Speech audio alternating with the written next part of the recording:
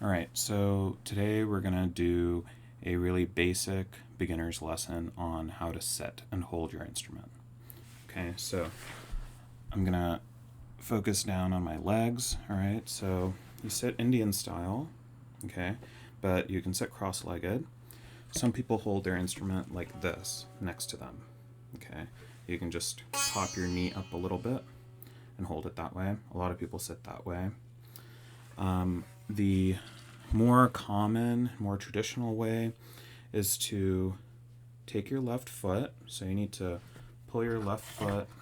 Let me see, get this out of the shot. Okay, so you got to pull your left foot under. You take your right foot, put it on top, right, and sort of twist your way into this position. All right. So the main thing is the ball of this foot is sort of exposed, like the bottom of your foot here is exposed. And then this leg shouldn't slip. So if you're wearing pants, it's going to keep sliding. So you just like adjust the leg a little bit. You can also, if you have like your sitar rag or whatever, you can just like put it on top of your knee. It'll cover it. Now with feet are disrespectful in the Indian world, so you don't want to show the audience your feet. So you can either cover it with something, or you can wear a sock. And this foot is going to be exposed because you have to put the actual instrument on top of this foot. All right. So now you pick up the instrument and you put this part of the gourd, right? This part of the gourd, you put that on this curved part of your foot. All right, so that curved part of your foot like conforms to the shape of the instrument, which is nice. All right, and you put that on there. How much space? So it's like halfway back. All right. And the pressure point, sort of where you're holding it, the neck, like this joint, touches your knee. Okay, so there's a joint on the neck here where the gourd part connects onto the neck part, right? So these are two different pieces of wood. There's one piece of wood that runs all the way up. That's the back of the neck, right, where everything is tied. And then you have the actual gourd part, right? And the gourd is connected to this piece of wood here. So this is pumpkin, this is wood, all right? So this part, this joint right here, somewhere around here, is where you want to rest on your knee. It can be kind of forward on your knee, depending on how flexible your hip is. Mine's not that flexible, so I can't really do like the full position. A lot of like masters, when they sit, like their legs look like they're flat, and they also have like skinny legs, which I don't. So you put the instrument, the joint, right here, okay, and you rest your arm on top of it. All right, so rest your arm on top of the instrument, and there you go, that's it. You shouldn't need to hold it with your hands or anything. The instrument is like anchored down because your feet are grippy and the paint on the gourd sort of like sticks to it. Hear that? So it'll stick to it. And then you rest your arm on top and everything is sort of relaxed. You don't have to grip down really hard or anything like that. Everything is really relaxed. And then that's really it, right? So there you are, you're in playing position.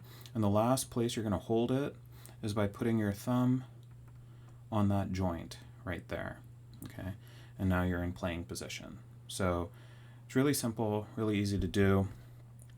I can't really fit the whole instrument in this shot. I can get up to the last fret, so I guess that's good. All right, so I need to figure out a better filming situation. But for the most part, this is your playing position. Okay, so the other thing to keep in mind is that the instrument, it shouldn't be tilted upwards, right? This is something, it's really tempting when you're starting to learn because you're like, oh, where are the frets? I need to be able to see the frets, right? And you're going to want to watch yourself fret up the fingerboard. You don't want to do that at the beginning, right? This is the same thing for, I feel, most fretted instruments. You have to hold it so it's facing away from you unless you're playing the violin and then you're looking at it. Violin is also not fretted. So when you're fretting it, the way that I was taught to keep track of where I'm fretting is kind of, I think, easier, so it like takes a lot of neck strain out of it too. All right. So when you're fretting, right, you only use 2 fingers on the sitar, right? This finger and this finger. Occasionally you use your third finger when you're doing like a really far stretch, but really when you're playing you should only be using 2 fingers. Now, when you pinch something, right, your thumb and your forefinger, your first finger, your index finger, are going to be lined up.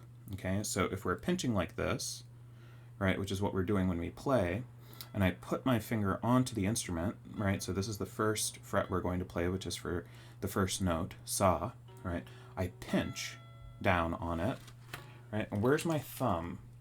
This is really hard to see, but my thumb is in between the 2 threads, right, so all the frets are tied on, and my thumb is going to be right behind my finger, my first finger, and it's going to go in between those 2 threads. So by doing that, I can keep track of, okay, am I pinching, what note am I playing? What note am I pinching? So here, if my thumb is back here, I know it's a sa. Okay, when I move up to the next note, it's in between this thread and that thread. Okay, so I know I'm going up to the next note. So then I put my finger down, and where's my thumb? Conveniently right on the opposite side of my index finger, right? So this way you can keep track of which note you're on as you play up the neck, all right? When you're holding the instrument, this is the main thing. You just really want to make sure that the grip is from your forearm onto the top of the gourd. If you're wearing long sleeve shirts, you have to roll it up. Anything slippery, it's not going to work.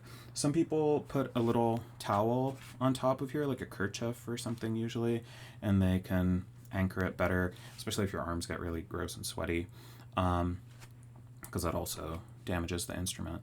So you can put like a little fiber cloth towel or something on top, and your thumb comes down here, but really you should be able to take off both of your hands from the instrument. Do this gently. You should be able to take both your hands off the instrument and still be able to hold the instrument, right? Because the grip is here. If I take this arm off, because there's like, I'm not pressing down hard with this arm, it's just pressure, like natural weight of the arm, so it's holding it down. If I lift up this arm, the instrument will start to rise up, right? So it's going to get loose. So you got to make sure, as long as you're anchored there, you're good to go, okay? And let's see, yeah, no, this isn't bad. It's not a bad position, okay? All right.